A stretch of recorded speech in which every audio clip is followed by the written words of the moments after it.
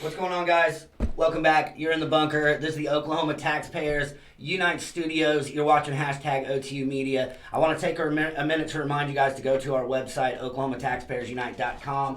There you can find the web store. It's got all our products. You can buy those to support us. You can also go to our Patreon, www.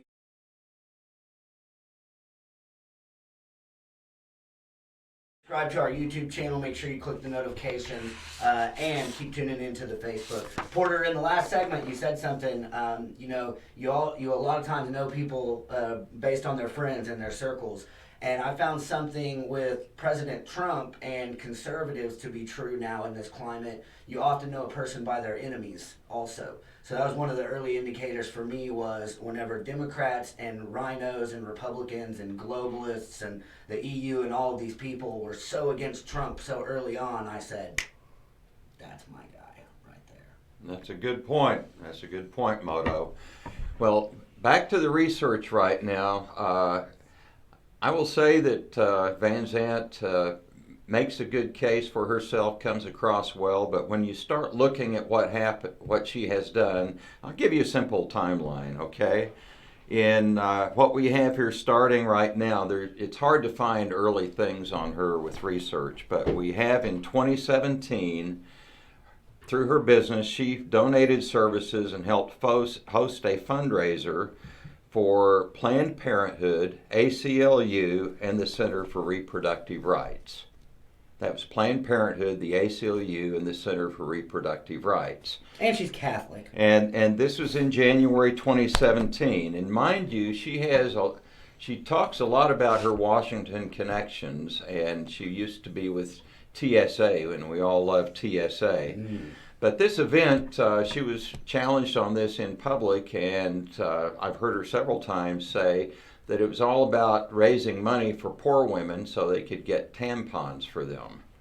But we have a copy of the invitation, and there was nothing in there about tampons, and you wonder why the ACLU and the Center for Reproductive Rights and Planned Parenthood would all be joining together in Washington, D.C.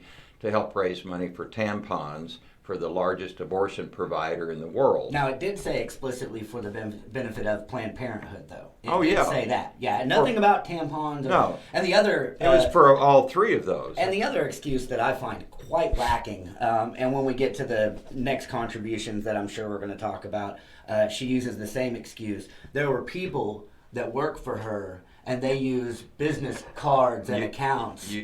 So she didn't personally, but I own businesses, Porter, and I know where every single dollar goes within my business. You're a small business owner also. You're jumping the gun a little bit. Okay. Let's go on here. I have a habit of doing that. Yeah, have to keep him in line here, which is not easy. In 2017, her business partner in Washington, D.C. hosted a fundraiser for Planned Parenthood.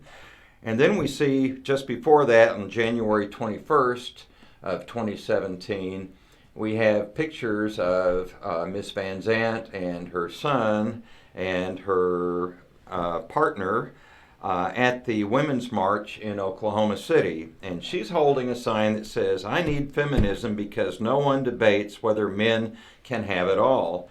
And her son is holding a sign that says, "On Saturdays, we smash the patriarchy."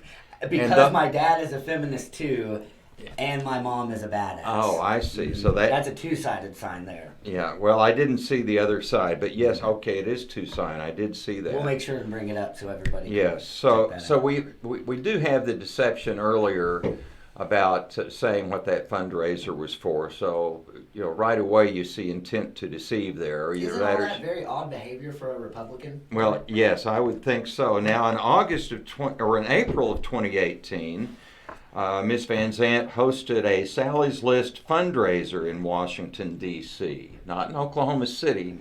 Sally's List is Oklahoma City-based, and it's named after a former board member of Planned Parenthood, and their job is to recruit, train, and support pro-abortion women. And Ms. Van Zandt hosted that. And it's important here to know that Kendra Horn, our current representative, was the executive director of Sally's List from 2015 to 2017. And so it would make sense that they knew each other if she was holding fundraisers during that same kind of time period. The other thing we have is in August of 2018, just a year ago, Van Zandt donated $250 to Kendra Horn. And she claims that this was done by somebody using her credit card, and everybody's got to use her credit card in all her businesses, but they all have to use her own personal credit card to do these things. Most businesses have arrangements set up where they have cards people use for companies and so forth. I do a lot of online business, and that's what I run into a lot. Well, but Van Zandt claimed that she didn't even know that Sally's List was meant to promote progressive candidates. No, well, even though it says so on their very own website. Well, her actual words were more in the line, it was nonpartisan. But the fact is they're maybe nonpartisan politically, but all their candidates I've ever seen have been Democrats, and they're certainly not nonpartisan when it comes to the issue of abortion. And then we had here's something interesting then, last year on November the 6th, Election Day. This is on Election Day. The election's not decided until the evening, okay? And she contributed $250 3 months earlier in August to Kendra Horn.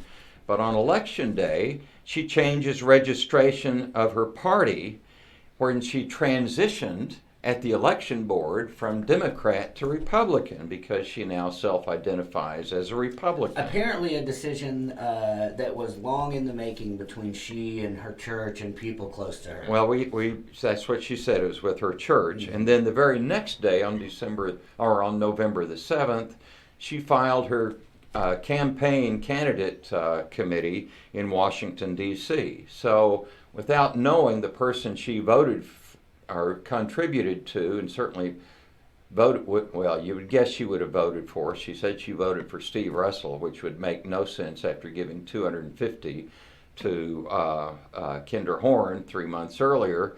But assuming she did change her registration, and if Steve Russell had won, she would now be a Republican and running against him. Precisely. Yeah. That's exactly correct, Porter. And I want to take a minute for anybody that's not catching on to what Porter is saying here. What he's proposing is that this woman would have somehow needed to know that Steve Russell was going to lose and that Kendra Horn was going to be victorious to premeditate changing her political affiliation to run for office. Otherwise, she would have been running against Steve Russell. So I think that this is all putting a broken plan back together. I don't think they planned on Kendra taking the victory. But now they want to secure that. They see the uprising, the swell that's happening on the ground in CD5, and I think they know they're going to have some nefarious tactics here to secure that victory. And I still think I don't think it matters what tricks they pull out of the bag. I think we're taking it back. Well, I think we're going to take it back too, but we have an interesting situation that I just haven't seen before. I have never seen in Oklahoma what would be called an infiltrator. We've had clashes. We've had clashes in the party between the institutional establishment and the grassroots, but those days seem to be changing right now. Because the people I know in the Republican Party have realized they've let the brand get damaged by supporting people who really don't believe in our principles. And I wish Van Zandt was putting up with as much pushback in the party as conservatives are right now. Well, we're very early into things, but the point is, I have, when I first registered to vote when I was 21, I'm that old, it was way back then, I registered as a Republican. And then during the Vietnam War, I was very much against that, and what the Republicans were doing and Richard Nixon, so I re-registered independent. And during that time, I actually got involved with the Libertarian Party because they were a lot more serious about Republican principles than the Republicans were. I would say that's still true today. Well, I don't think you can make a blanket statement on that, but and especially today, the tide is changing right now. That's true. We're very bipartisan here at OTU. We're Republicans and Libertarians. We're very bipartisan here. Well, the Republican principles are in fact libertarian. That's You know, Ronald Reagan said the heart and soul of conservatism was libertarianism. We need to take a break here, and we'll be right back.